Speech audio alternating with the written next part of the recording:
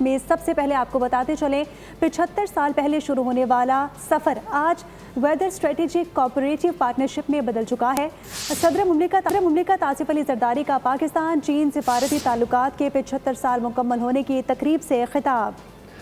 پاکستان اور چین نے ہمیشہ ایک دوسرے کے بنیادی مفادات کا دفاع کیا۔ وزیر اعظم شہباز شریف نے کہا کہ فخر ہے کہ دنیا چین کے بغیر ترقی نہیں کر سکتی۔ پاکستان نے ہمیشہ ون چائنا پالیسی کی حمایت کی ہے۔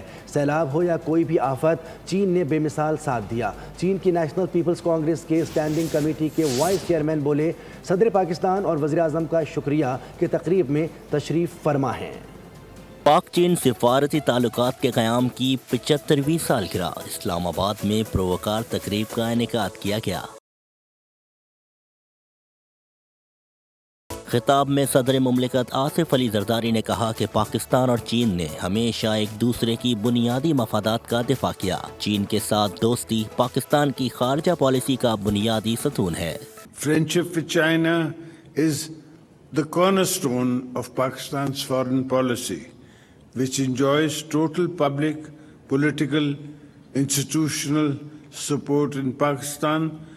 Thus, the relationship has enjoyed continuity across generations. National People's Congress of China کی قائمہ کمیٹی کے وائس چیئرمین شائڈی فانگ بولے، اسلام آباد جیسے خوبصورت شہر میں ہونا اور پاکستانی دوستوں کے ساتھ مل کر اس یادگار تقریب میں شرکت کرنا میرے لیے باعث مسرت ہے۔ China stands ready to work with Pakistan to implement the important consensus reached between President Xi Jinping and leaders of the Pakistani side.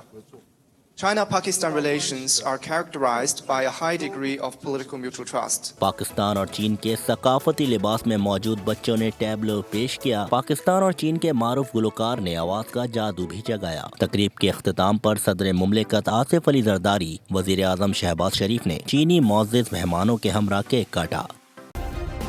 Subscribe کریں اور بیل دبائیں تاکہ کوئی خبر رہ نہ جائے۔